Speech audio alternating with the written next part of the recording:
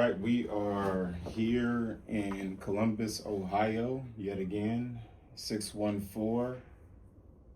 We're at the Martin Luther King Library off Long Street, edge of Old Town East, driving park on the other side, posted, as they say, in the hood. Where I like to be, where I found the most comfort, obviously, because sometimes you find some diamonds in the rough. You find people that are equally passionate as you are. They have out of this world creativity sometimes. You got kids downstairs playing 2K, reading books, using the computer, just like I did 30 years ago, going run into the library ready to play Super Munchers or even play Fruity Loops. I was making beats on the computer, downloading Fruity Loops, the free version. Shout out to FL. So I like being here. I've created here a few times, recorded some episodes, and we have a pleasure today to be with someone that we've been doing a lot of work to find our community in, and that's the tech world.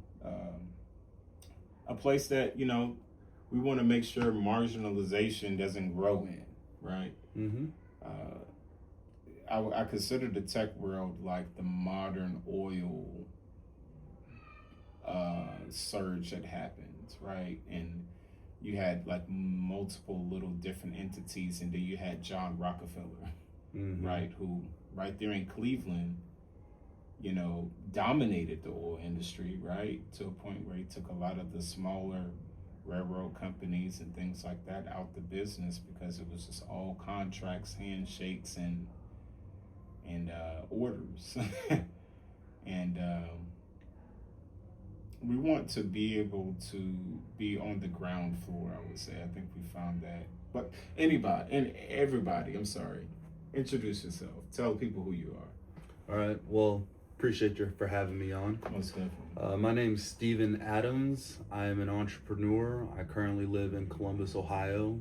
I had my son at 15, so I just understand finances a little bit differently. Yeah. I am from where you would say in the hood, from a town of like 8,000 people. Okay. My mom remarried, and then, went from the hood to the suburb and learned that you can break a lot more rules in the suburb. Oh, yeah, for sure. And you could also get yourself in a lot more trouble. Oh, so kind of been through it all, started my entrepreneurship journey young, and eventually landed on the opportunity of technology. So I was a salesperson long before I became a marketing person, but I'm always operating other people's ideas, right? And so I've been learning and upskilling for many, many years, and finally deciding what is the skill that I'm gonna, move forward. And I've just learned that my best opportunity is bringing people into a room and creating opportunities for other people. Most definitely. And that's how we started 614 Tech Week. And so was down 614 Tech Week is out of also Black Tech. Black AI. Black AI. Yeah, so Black AI is a nonprofit that we co-founded earlier in 2026. And I was helping another gentleman in his entrepreneurial journey. And unfortunately, I gave him a very bad vice of buying websites. So it's my biggest vice is I love to buy websites.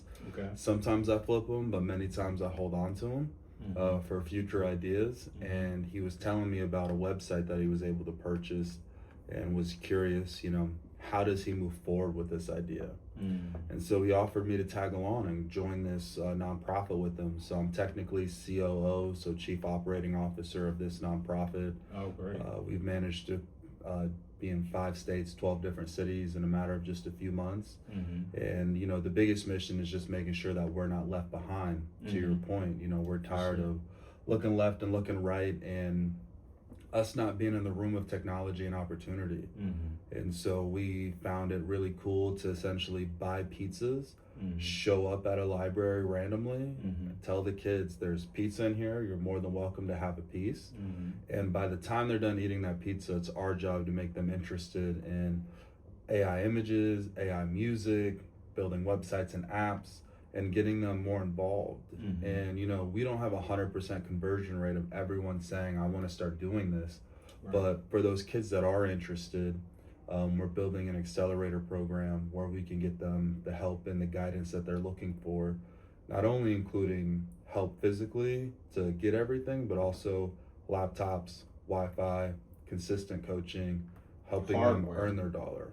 Mm-hmm. Exactly. So our goal is just to help private enterprise and put them in position to help other small local businesses in their area, Mm-hmm. building their websites, helping them build technology, Mm-hmm. and kind of proof of concept for something that they're accomplishing, showing them that it is possible, it can be done. Yeah. I don't believe that everyone's business needs to be a nationwide business. Mm-hmm. There's a lot of very successful businesses that operate just in a single county Most or a couple counties. Most definitely. So how Some can of we my do favorite Italian restaurants are, because I love Italian food. Well, really, let me take Italian out. Some of my favorite restaurants are restaurants you can only find in that city. that? Mm-hmm. I'm not a huge fan of franchise chain restaurants. When I was younger, when I was like in my 20s or maybe my early teens, Mm-hmm. that was cool. Like, oh, there's a Johnny Rockets there. There's a Johnny Rockets there. But then I got older and I understood, like, this might be the only place that specializes in smash burgers. Right. And they cook it. This is the original place that cooked it that way, right? Mm-hmm. It's something about grandma that was back there in her original recipe and the stories that she tells about the people that she saw, how long the line was to get, you know, this special type of thing. And there is like some gold in that. That I truly believe. I agree. So I didn't mean to interrupt you, but I had the ADHD moment. But. No, I mean I think you're onto something where people want something that's unique sometimes, Mm-hmm. right? And to find that opportunity to essentially go on an adventure, to hunt for it, Mm-hmm. to have something that is not readily available all the time. Mm-hmm. That's what makes it special. Most definitely. You know, that's what makes art special. That Most definitely. it's not something that can be easily recreated all the time. Right.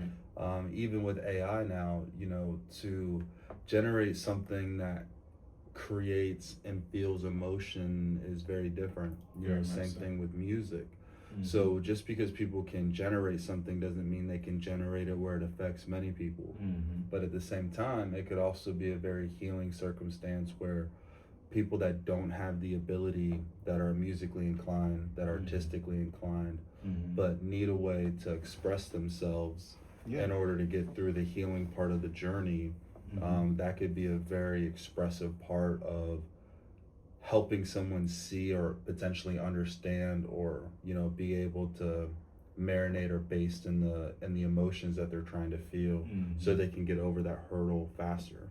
For sure. I remember one of my favorite shows growing up was the Jamie Foxx show, and I remember after he left the hotel, he was doing jingles. Mm-hmm. He was doing music.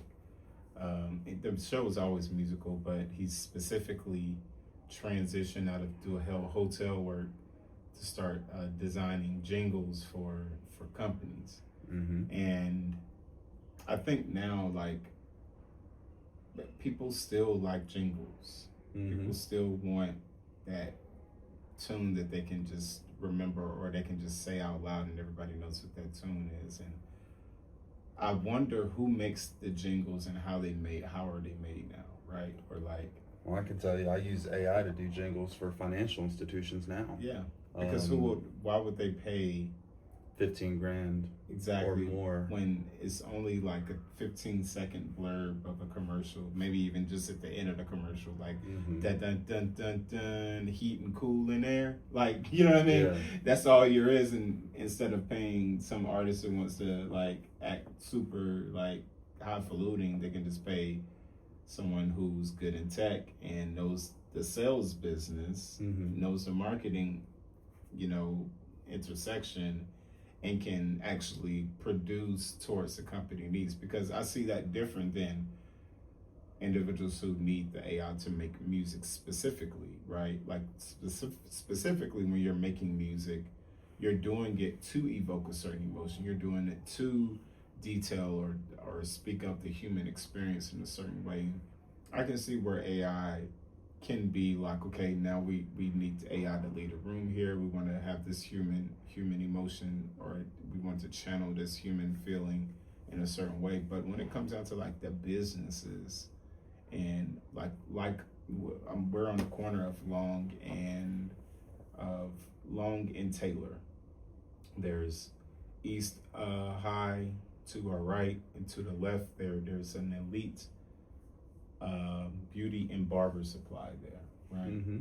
I would probably estimate that we have a good bit of people that go there just to get like a brush, or like, maybe some weave, or maybe some clippers for barbers, things like that. What if we could, show that business owner, with the tools that we have here, is going to optimize your business, and I can show you how it can market your business in real time, that you build your whole department here, right? And it will yield X amount based on how you use this particular thing. I think that'll be a lot more attractive, unfortunately, than me dragging a world famous artist in and be like, hey, she's going to take a picture outside of your thing that said she was here. Yeah, there was a demographic where that meant something, but to the future, that doesn't mean as much. They, like, the future generations, I think, want to know, what is that generating for you? What do you think about that? Yeah, so I think you're talking about like one-time activations versus like a consistent system. Yeah. And what I found is most business owners are really great at the thing that they started the business piece with. The unfortunate part is that business is normally a service, task, or a product that's being built. You find it less common with the products being built, but more the service and the tasks that are being done for folks, that they're busy doing the task. An electrician is being an electrician, an HVAC person is doing that, a barber is barbering, right? But running the business side is a whole different plethora of different skills. Indeed.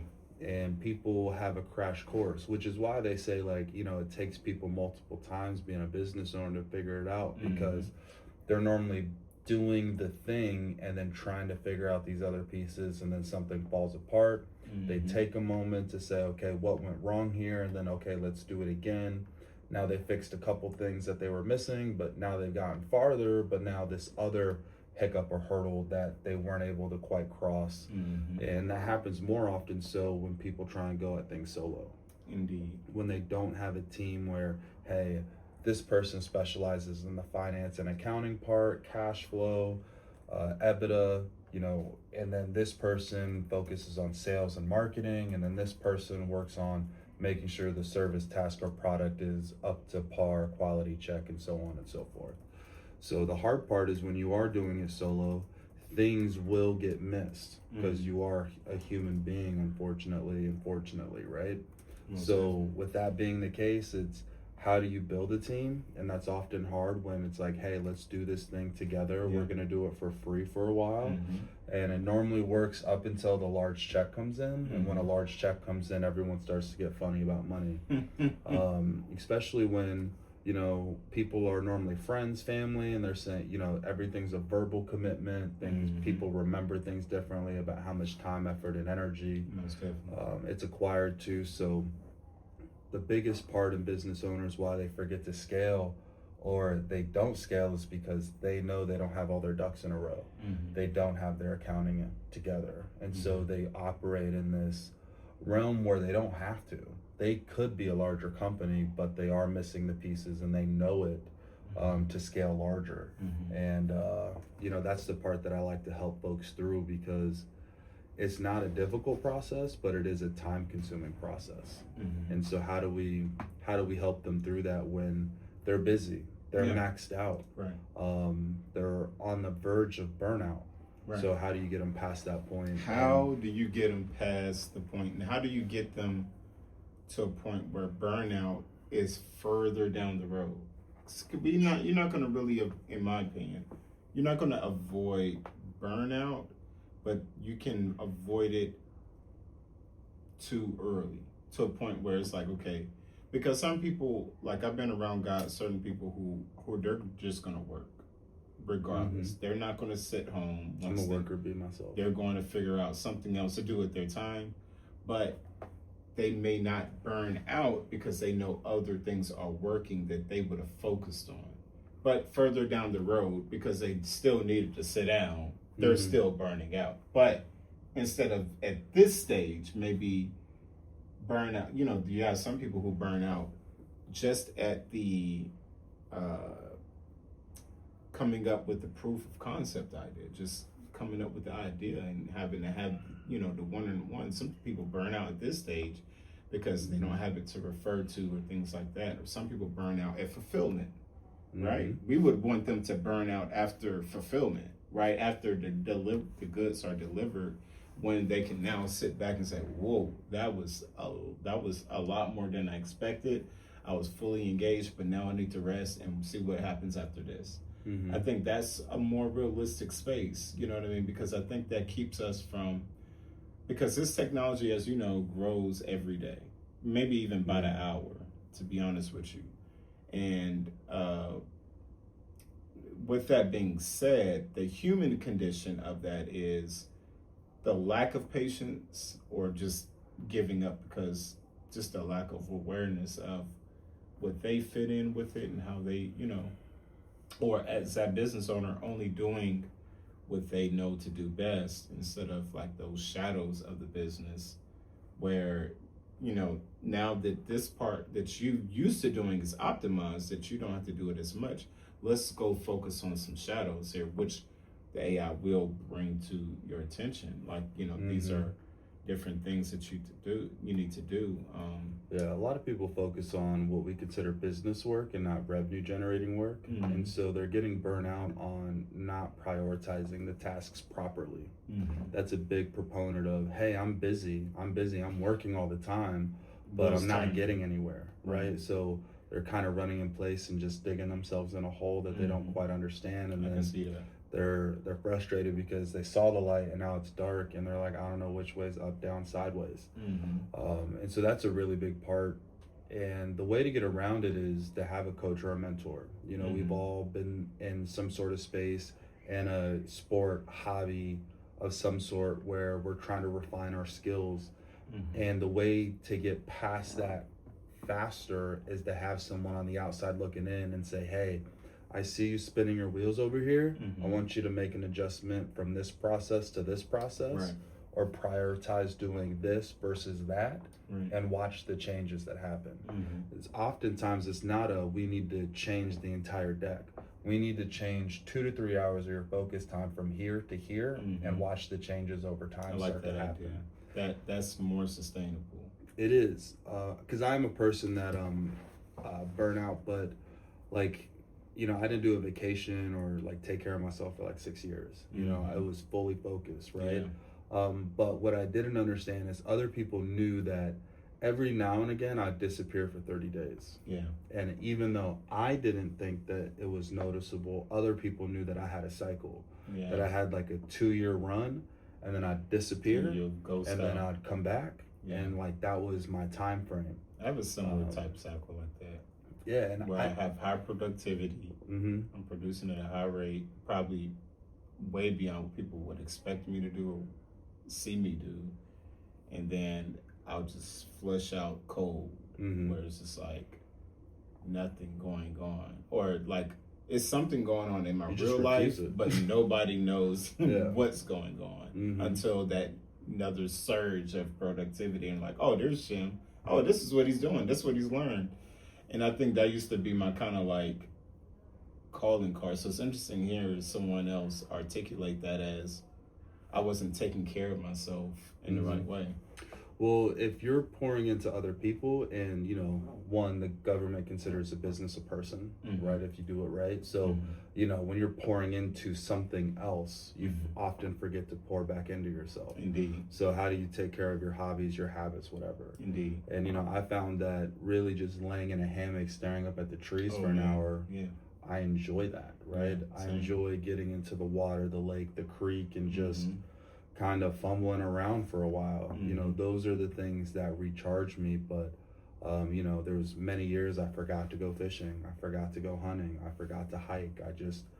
I was so focused on the mission and getting there, it wasn't quite there. And it wasn't until Kevin O'Leary was discussing that he no longer hires workaholics. That, he used to think that that's all he wanted to hire, but he found out that the people that enjoy pleasure outside of work are actually more productive. They are. And so they have a great work-life balance. Yes, and work-life balance is, I think, a word that should not be used in some of the ways that it's currently used, because it's different for everybody. Like everyone has, 10%, life and 90% work, and they enjoy and thrive in that, right? But for the most part, if you are not pouring into yourself in some way, shape, or form, that is when burnout's going to happen. And it's a matter of how hard. Does it everything come to a complete stop? Yeah. Do you derail yourself and ruin opportunities? Because we see that happen with drugs, alcohol, or other vice opportunities as well. People go down those rabbit holes. And luckily, I didn't have anything that destructive, but I have witnessed it. I've witnessed it where people did really great things, made a lot of money or had a lot of opportunity, and then when they went burnout mode, they really went off. Those people are normally great at whatever they do and overindulge, and they overindulged in some of the wrong places. Exactly. That's a place that I've made sure that I am very cognitive of, because I do have a high motor, but then I can crash heavily, equally hard. Whereas it's like I almost can't do anything the next couple of days. I have to literally go, like you said, sit in that hammock and stare. And I don't have any children now, but I think sometimes to myself, like, God, if it were to me to have a child, do I have physically enough based on how my brain is engineered towards productivity? Or do I need to reassess like what's important to me and how I'm allocating energy towards what's important? So I do a lot more walking now, obviously, to make sure my heart rate is good. I'm 41 years old. Most men die, especially black men, die of heart disease. Not their inability to work. Actually, maybe working too hard, if, I mean, I think stress is one of the number one killers of men, and I think, black men are definitely stressed out, and only in the last, I would say, 3 to 5 years has it been okay to talk about mental health as a man. And even, just the last couple years have I seen black men specifically start talking about mental health. I do want to give a shout out to African American Wellness Agency for hosting Real Men, Real Talk all around the nation. I think they're in like 20 or 30 different states at this point, several different cities. So look them up. It's worth a drive or travel to go see them. Reach out to them if you want to start something locally as well. I believe Michael Vick is supposed to be coming here on the 17th at East High as well with that agency. I saw one of the guys that works with that agency when I was at the Best Buy, and he came in after just telling me, said, "Brother, good work. You don't know me, but I follow the account, and the fact that this exists is a very impactful and powerful thing." So definitely shout out to the African American Wellness Action Community Association. You guys are awesome. Let's get back to the Tech Week initiative. You have 614 Tech Day, right, which is in the Tech Week, right? And to my understanding, you've been able to get buy-in from obviously Black AI, Land Grant Brewing, Vibe Connect, the Columbus Fashion Alliance, and you're able to produce a vibe code in SIP. Is that correct? Tell us how did that go? How did that go, and why was that important? Yeah, so it was great. So we started 614 Tech Week with the idea of, okay, so if we're area code 614, we're gonna host Tech Day on 614, so June 14th, and that whatever week that is, that's gonna initiate the week, right? And to have a day where, tech is so siloed between the different industries, there's 20 different tech industries if you wanted to break them down, and probably even more if, the super engineers wanted to discuss it. So how do we come together for a week of collaboration and opportunity and kind of colliding that way? And so on Tech Day this year, we wanted to do something simple and fun because we only had 55 days to make it happen from the moment we had the idea to the moment of execution. So we were like, how do we have something fun? So we wanted to invite the local leaders and all sorts of different enterprise companies and also local founders to come discuss, like, what does it look like to work with us? Yeah. What does it look like next year? And show them that we can put together something fun, exciting, and new. And so that's kind of what we focused on. And the vibe coding is a non-mental difficult process to build your ideas. That's the way I like to describe it, is having fun building your ideas in one way, shape, or form. So part of it, we built websites, we built an app, and then we also built music. And people loved being able to build music and interacting with that so for the first time. High interactivity in the music function. Like, you were using apps like Suno, Lyric, with Gemini. We primarily use Suno for that opportunity, just because it's the easiest. Okay. But I know another local founder that's like building his own platform very similar. That's so really like cool. you can Shout out to you, man. Yeah, you can do your own local opportunities where you can build the same thing for yourself. Like, he's building his own Fruity Loops with Suno combined, so he can build his own stuff. That's gonna be hard. Probably in the palm of your hand too. You could probably make the beats like right there. I imagine that he plans. Yeah, I imagine he has plans to do that. I actually just got the demonstration yesterday. That's really cool. But to see someone that was so passionate about it and like, hey, I'm tired of paying for subscriptions. Why don't I build my own? And then using, the different opportunities. And he is not a coder at all. So this is somebody that has zero coding experience whatsoever, building a platform that he is now able to use to make and generate his own music without a monthly subscription. That's really cool. So him taking the time and effort to accomplish that is what is really interesting.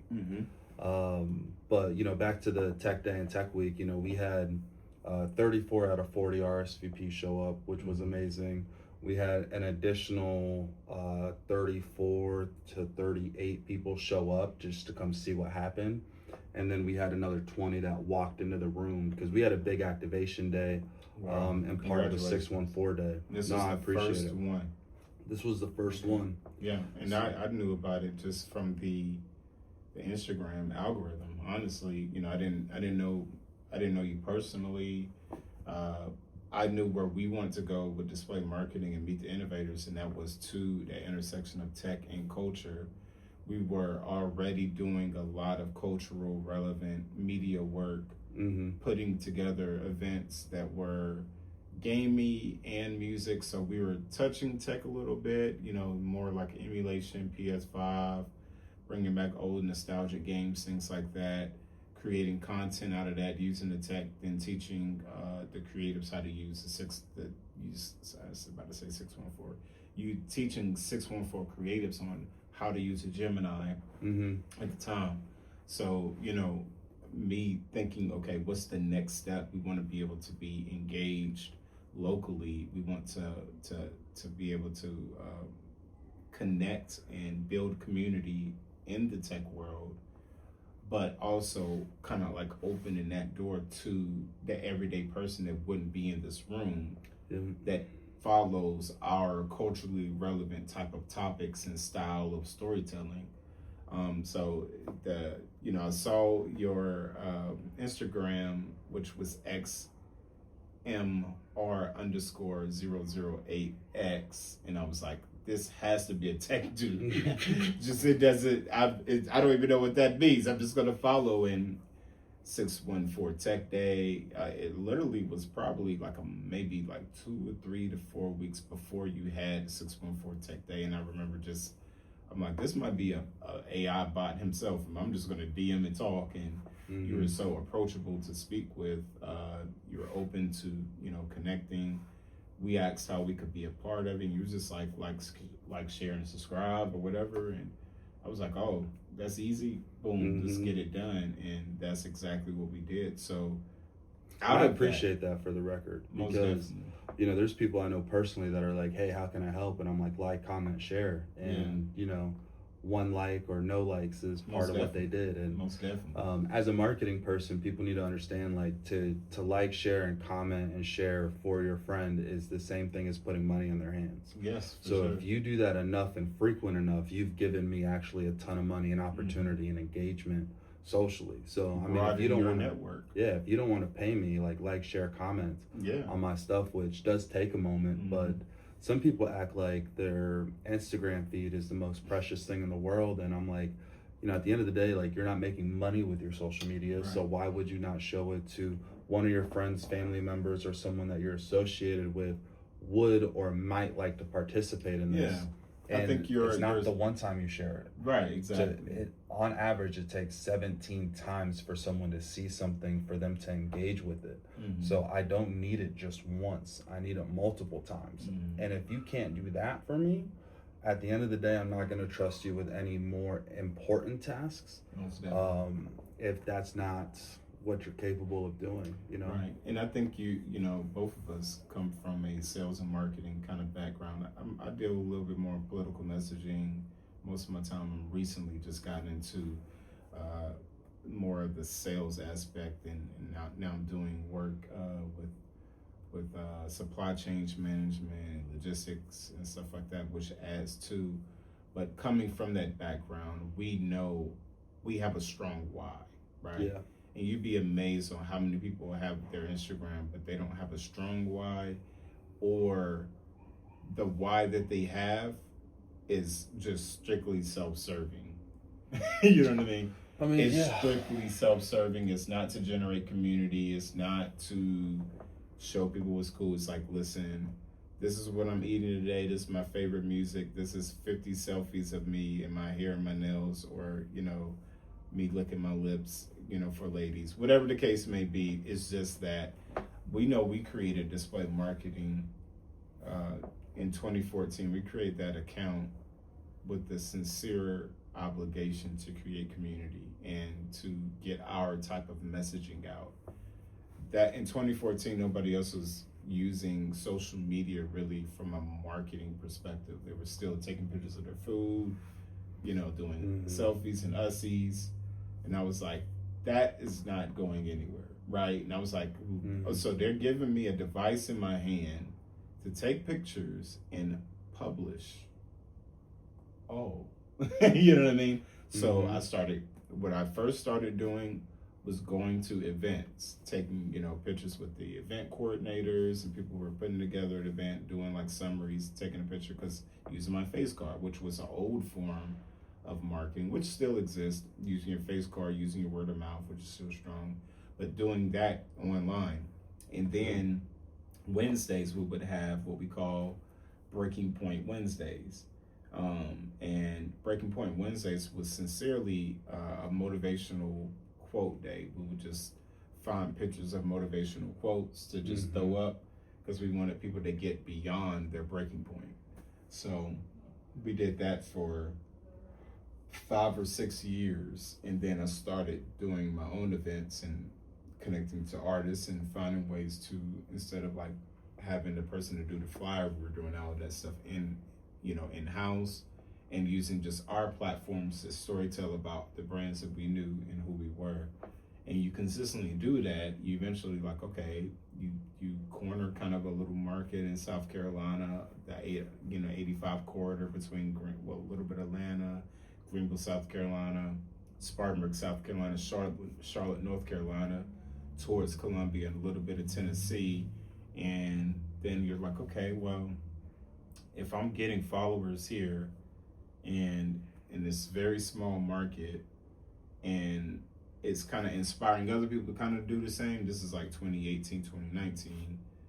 We opened up a lounge in 2020, so we started getting in-person activation work, booking acts, booking shows, letting people have a good time in our lounge, and me doing the same thing, taking the pictures with the influencers coming in, telling the influencers to come in, tag us on display marketing, doing that, and kind of hitting that glass ceiling where it was like, okay, we're doing it well here, but we're the big fish in a small pond. And not to disrespect where I come from, but I knew that there could be more because we were showcasing work to people who had already seen the work, right? And now I'm looking at it like, okay, now we're just playing a popularity game, and that's not what marketing should be. That's when I said I need to come out of the 864 market into a bigger market, which is the 614. So that crowd that follows that account now sees Columbus as an activation spot, and they see the brands I'm associating here. Now they see expansion, which changes the storytelling from 2017 to 2018 to a more modern look of like, instead of me asking, hey brands, you want to put your brand on our page or whatever, it's like, no, here's our stuff now, put it up, Shem, because we know you have different eyes now, same eyes but with different eyes, and that's the story of where we're at now. And that's why I'm really excited about, you know, a particular partnership, and 614 Tech Week even becoming, we becoming a brand on that particular, place, because it justifies our movement here. Even though we've had a couple events where we want to take these events, this brings that cornerstone in, and we talked about obviously generating and driving revenue. So yeah, I mean, rising tides raises all ships, right? And so I think a lot, especially within our culture, is we try and do it solo. Yeah. Because we want, subconsciously, we want the ability to say, I did it myself. Yeah. Now, sure. I will say that no one that's done it has done it themselves, Most right? Because I mean, even Soulja Boy, which was one of the first people on social media to do music and make something like pop virally, he was the first. He did not do it solo. He had multiple people in the dance. He had the video. He had A-Rab music. Shout out to A-Rab. Yeah. So I mean, as much as we'd love to say we do it solo, that is ego and vanity talking. Exactly. Right. And social media has a place for our ego and vanity to kind of run a little wild. And so, I try and remember that we're all human and we're all trying to keep our sins in check. And all of these different tools has an escape for us to just get way out of line with what we're all personally dealing with. Right. And so some way, shape, or form, it's a matter of how do you use that in the most positive way possible without it, being a slippery slope to the dark side. And, we've seen social media used on both sides, right? It's helped change the world and change positivity, but it's also a place of negativity where it can get really sticky really fast, where, people have killed themselves over social media. Oh, yeah. They've been through, lifelong depressions and vices that start from social media. But we've seen people also go from nothing to something back to nothing on social media. So we've seen it where it can be a great opportunity, but for many people it gets very sticky, as life just has a way of just showing your true character when opportunity arrives. Oh yeah. And so everyone thinks, when opportunity is denied. Yeah, you're not completely wrong there. Would you explain that a little bit more from your perspective? So, especially when we talk about our people, right? It's only recent memory have we had this level of opportunity, visibility. Like when I say recent, I mean even the last 25 to 30 years. Our parents' generation and their generation before, a lot of even women weren't even in leadership, right? But we just start there. Not even black, white, green, or purple. Just women specifically, not in leadership. Now you think about men, it was a very small margin of black men in leadership and having opportunity to bring more of us in, or just being the head of the table, saying we're the ones creating the opportunity. We celebrated the first black president, right? Yeah. Barack Obama, and that was 2008 and 2012. Yeah. We needed that pageantry for mental wellness in our community. It was something that older generations urged, and they cried seeing, because that was a moment that they thought they would never see, right? Mm-hmm. Did they deserve it? Yes, there was plenty of men that had ingenuity. Mm-hmm.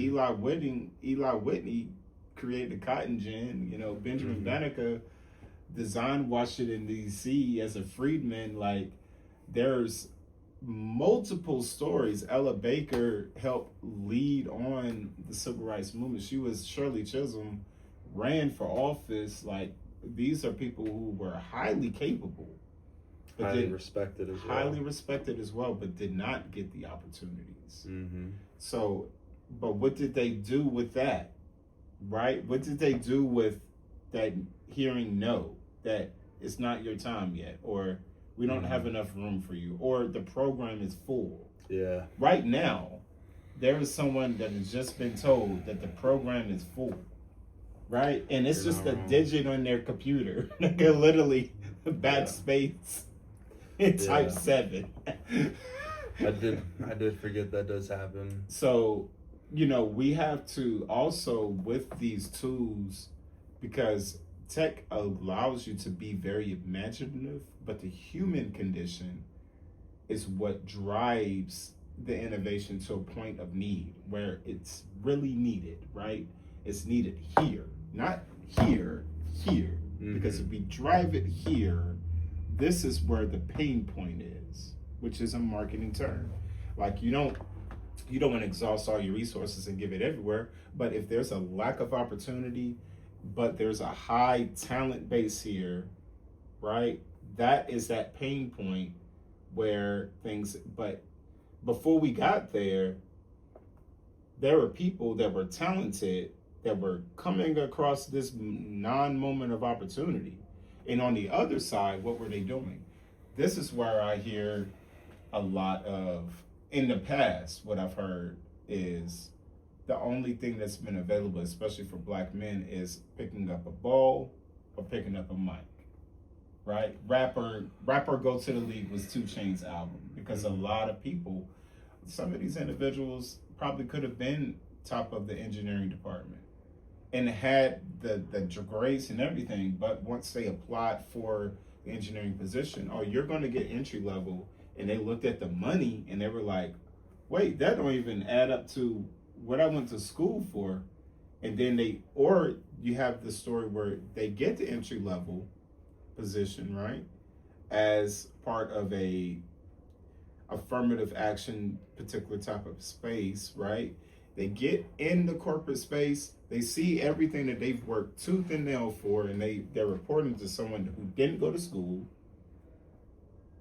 right? Mm-hmm. Find out that his uncle or his pops were actually the people who put the company together, right? And you will never supersede this man, because it's in his mind, the opportunity is his birthright, not something he has to qualify for. And we're taught we have to qualify. You don't qualify, the program is full. We don't have enough. Like, or it's too many of you guys. You know what I mean? So yeah, and I will definitely agree with what you're saying, that the opportunity to carve out a spot for yourself, previously was probably the most difficult thing to do. To say it's easier is a very light word. Most like definitely. It's possible. It is possible. Easier than what's possible in many other countries, which is why America's still the best, in my opinion, is that you can carve something out for here. For sure. But to carve something out means that I'm going to carve it out, potentially not for me, but for my next generation. Sometimes it's, I have to work my entire lifetime to put the remainder of my family on. I may not get to reap the benefits of these rewards. So I will definitely agree to that. And, you know, to your point of like the program of a pain point and opportunity, I mean, Black women have 100% taken advantage of that entirely. I mean, Black women. Good for them. Yeah, Black women from all data points run enterprise level companies from the top better than any counterpart.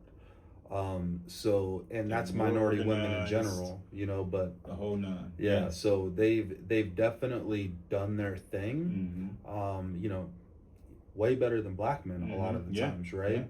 You know, I don't want to, without some data, I would say that the black super wealth of black men, you know, they were immediately challenged with just as many black women coming up along the ranks, right? So it all happened so fast, and you know, that's scary for a lot of people in a lot of different places. As it should be. It should. Well, it just shows that, you know, as our cultures, we're very creative. We have a work ethic that, you know, is hard to find. But I do believe, you know, a problem in our culture when you're talking about, you know, it's either, you know, ball or rap kind of deal. We oftentimes, we don't think about the future. You know, to make it to 16 is a blessing. To make it to 18 is a blessing. To make it to 21 to 25. Make it to 30, you're like, fuck, now I have to start really planning. And then you also have one other point that I was gonna say.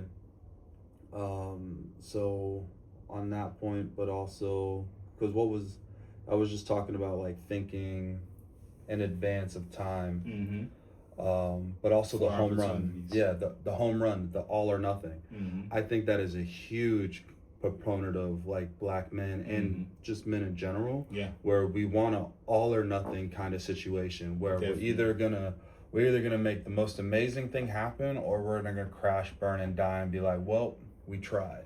Right? And I think there's a lot of mental health that comes with that. There's a lot of pressure where it's an all or nothing caveat, because especially for men, when you're doing really great, everyone's around you patting you on your back, but when you make a mistake, even privately, people will not pick you up. You know, or you know, the fact that they're only willing to privately pick you up, and in person they're you know, you're still an outcast. You know, I think that that initiates trouble that not everybody can get up and past. I've seen it.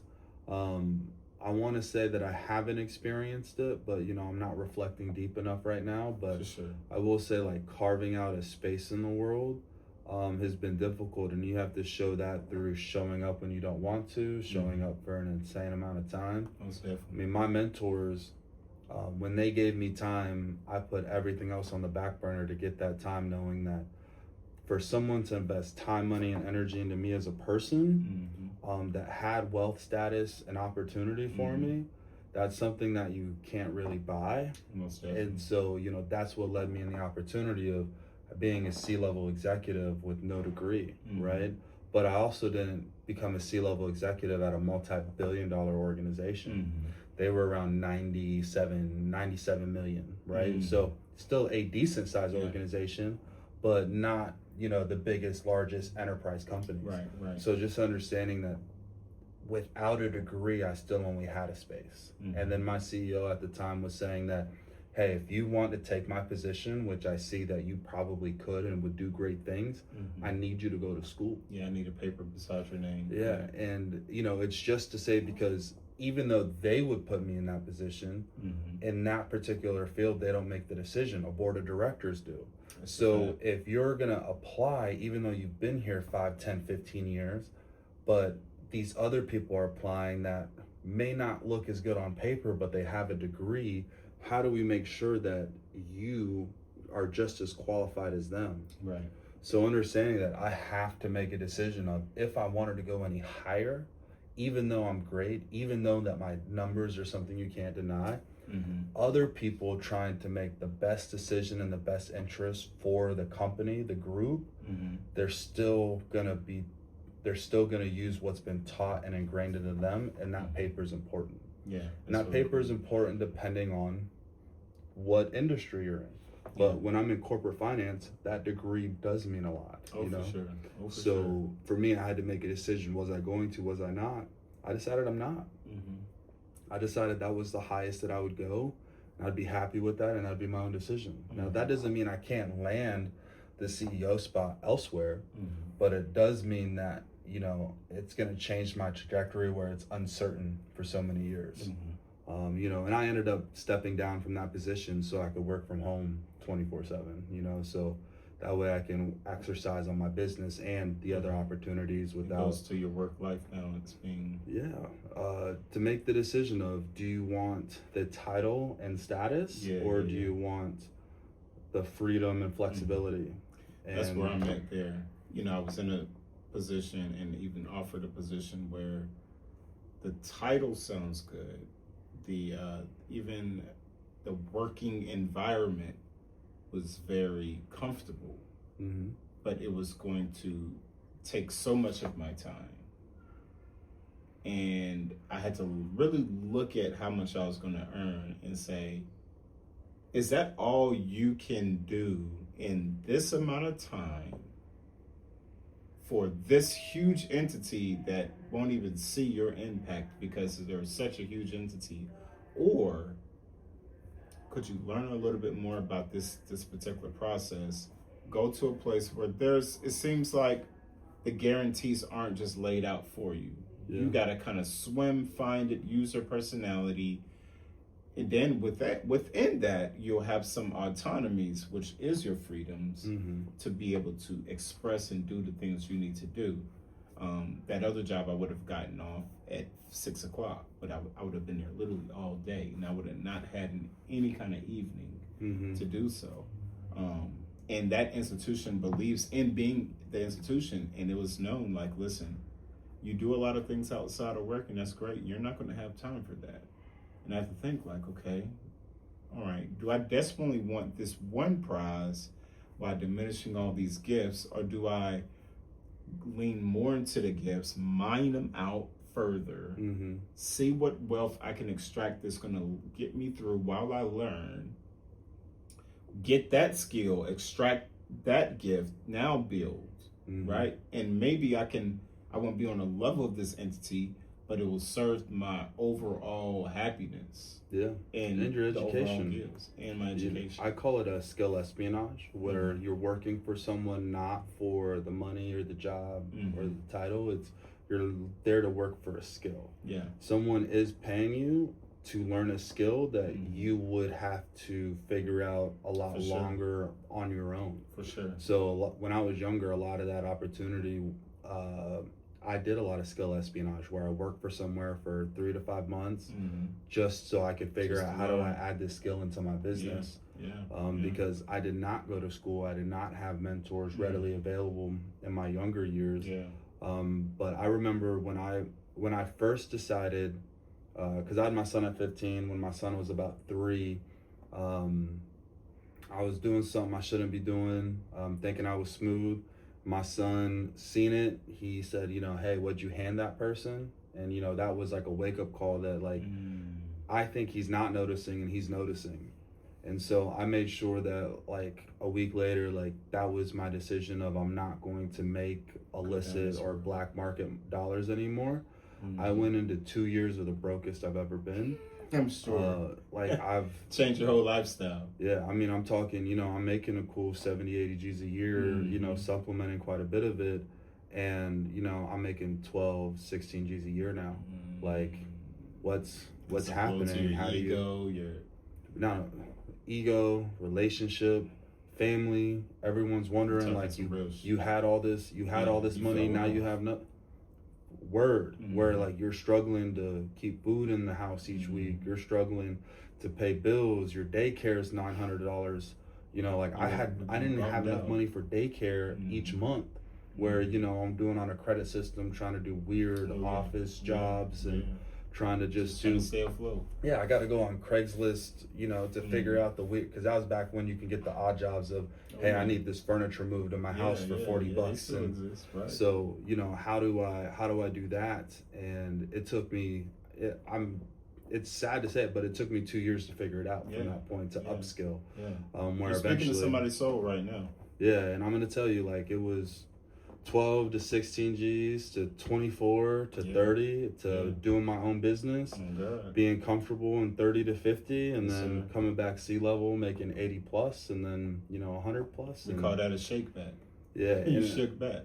I'm gonna tell you that even now, it just takes my breath away that that's what it had to go through, and there was still some punches in there, where the tire goes out, the engine goes down, the car, something breaks, right? And so like you're dealing with that moment where things are just starting to get on track and then life happens, right? And it's just so difficult, you know. So like life is gonna life no matter what.